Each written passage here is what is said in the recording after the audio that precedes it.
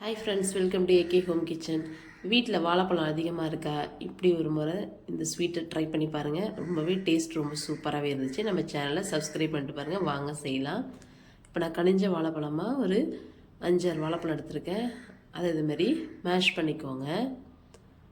இந்த ஸ்வீட் சாப்பிட்றதுக்கு உண்மையாகவே டேஸ்ட் ரொம்பவே நல்லா இருந்துச்சு. ஃபஸ்ட் டைம் ட்ரை பண்ணி பார்த்தேன். ஃபஸ்ட் டைமே ரொம்ப சூப்பராகவே இருந்துச்சு. அதுதான் உங்கள் கூடயும் ஷேர் பண்ணுறேன். நீங்களும் ட்ரை பண்ணி பாருங்கள். இந்த அளவுக்கு இதை மேஷ் பண்ணி வச்சுக்கலாம். இது கூட நான் ஒரு 100 கிராம் அளவுக்கு ரவை எடுத்து வறுத்து வச்சுருக்கேன். இதுக்கு நான் 2 அச்சு வெல்லம் எடுத்து உடச்சி அதை நம்ம கரைச்சி வச்சுக்கலாம்.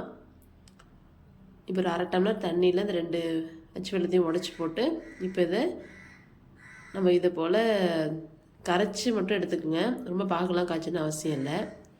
இப்போ கடாயில் நெய் ஊற்றிக்கலாம்.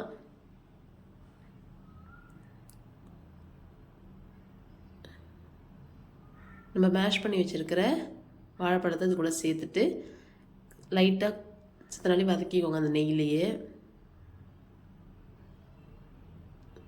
இந்த அளவுக்கு வதங்கினதுக்கப்புறம் அது கூட நம்ம வறுத்து வச்சுருக்கிற ரவையை சேர்த்துக்கலாம்.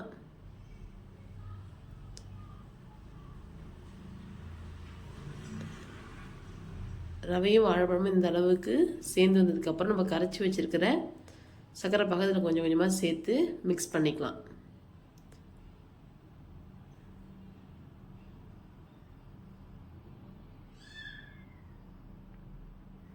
ஆல்ரெடி வாழைப்பழமும் ஸ்வீட்டாக இருக்குன்றதுனால உங்களுக்கு ஸ்வீட் இதுவே கரெக்டாக இருக்கும்.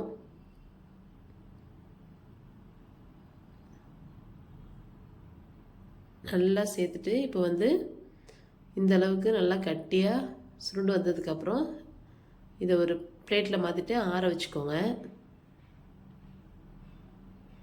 ஆற வச்சுட்டு நம்ம இப்போ இதை குட்டி குட்டி பால்ஸாக உருட்டிக்கலாம்.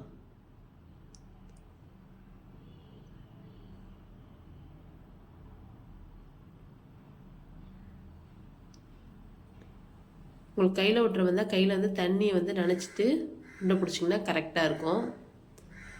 இப்போ நம்ம எல்லா பால்ஸையும் இதுமாரி உருட்டி எடுத்துக்கலாம். இப்போ ஒரு கடாயில் நெய் சேர்த்துக்கலாம். கொஞ்சமாக சேர்த்துட்டு இந்த பால்ஸை அதில் சேர்த்துக்கலாம்.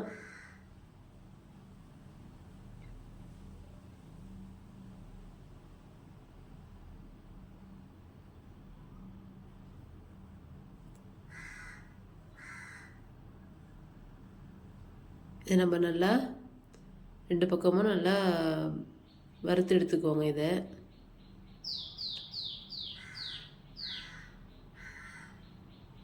இதை போல் உருட்டினீங்கன்னா உங்களுக்கு ஈவனாக குக் ஆகும். பால்ஸ் ஆனால் உடையாது. உங்களுக்கு ஈவனாக குக் ஆகும். இந்த போல் எல்லா பக்கமும் குக் பண்ணி எடுத்துக்கோங்க. டேஸ்ட் ரொம்பவே சூப்பராகவே இருந்துச்சு. நம்ம வாழைப்பழத்தில் ரெகுலராக போண்டா இந்த பணியாரம்லாம் செய்யாமல் இதுமாரி புதுசாக ட்ரை பண்ணலாம். பிடிச்சிருந்தா நம்ம சேனலை சப்ஸ்கிரைப் பண்ணி சப்போர்ட் பண்ணுங்கள். கண்டிப்பாக செஞ்சு பார்த்துட்டு எப்படி இருக்குன்னு கமெண்டில் சொல்லுங்கள். தேங்க்யூ.